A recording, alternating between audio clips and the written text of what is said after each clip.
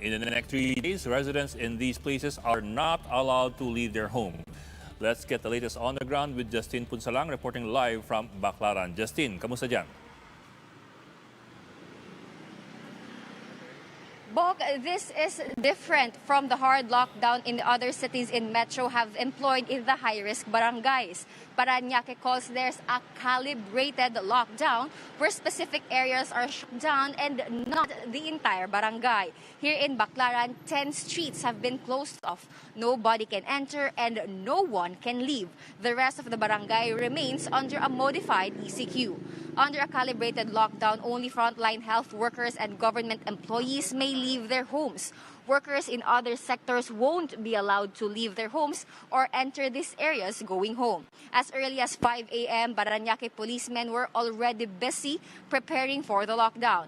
Face masks, gloves, and arnis sticks were distributed to assigned personnel. According to the city's police chief, Colonel Robin King Sarmiento, there will be 2 shifts with 75 policemen each that will watch over these streets. They're joined by members of the Joint Task Force NCR as well as village sentries. They're tasked to watch over 6,000 households or around 25,000 individuals in these streets.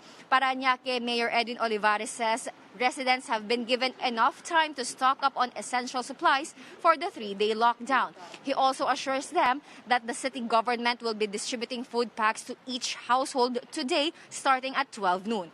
Barangay Baclaran Chairman June Zaida says they've locked down these streets because of its dense population, not because they have registered a large number of COVID cases. He says Baclaran has only 16 active cases to date. The entire barangay has around 50 to 60,000 residents and the homes are built next to each other. An area of concern is Zone 4. In the next 3 days, the City Health Department will be conducting targeted testing on persons who had direct contact with positive, suspect, and probable cases, as well as members of their household in these areas. Testing has actually started at 8 a.m. today. The City Health Office told us that they are eyeing to conduct 200 to 300 swab tests per day at the covered court of Baclaran Elementary School Central. The LGU will also be disinfecting these streets during the 3-day lockdown. Violators will be temporarily detained at Baclaran or at Barangay Baclaran Elementary School, Unit 1. Bok, we already spoke to some residents earlier today, and they admitted that the 3-day lockdown is actually a hard task to accomplish, especially during this hot season. But they also said that they feel like they are jailed inside their own homes. However, the residents said that they understood the reasoning behind the lockdown. According to the residents, it is better to be forced to stay at home for the 3-day lockdown rather than to acquire COVID-19. Bok? Bok, linawin ko lang. So, ang lockdown ay hindi dahil maraming COVID-19 positive dyan, pero dahil siksikan yung mga tao dyan, ganun ba? So, anong gusto nila mangyari? Nag-lockdown para ma-test yung mga tao?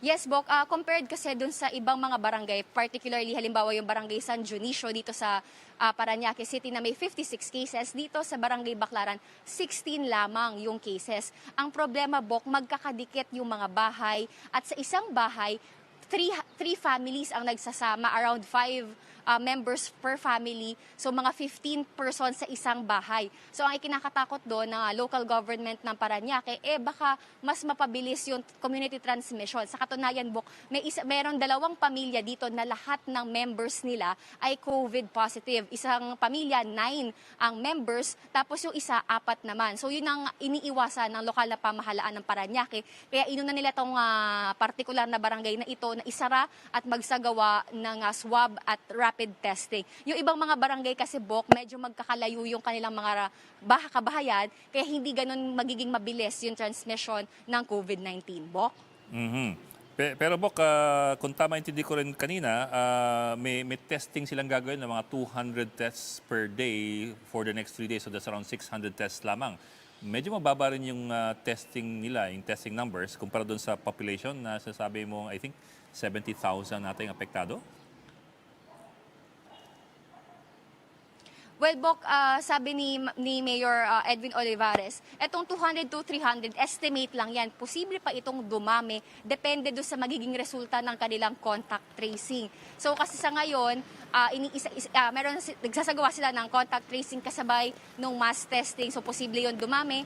At lahat na magpapositibo doon sa test na yon ay i-detain naman o i-quarantine o i-isolate din sa isolation facility nila para hindi na sila makahalubilo pa ng kanilang mga kapitbahay o mga kamag-anak pa. Bok? Okay, maraming salamat. Justin Punsalang reporting live from Baclaran. And here are the other stories we are keeping our eyes on. A field cadet leads this year's graduates of the Philippine National Police Academy. Cadet Lay Ann Bancho Palermo, who hails from Zamboanga City, topped the 277 graduates of the Madayog class of 2020. She will join the Bureau of Fire Protection.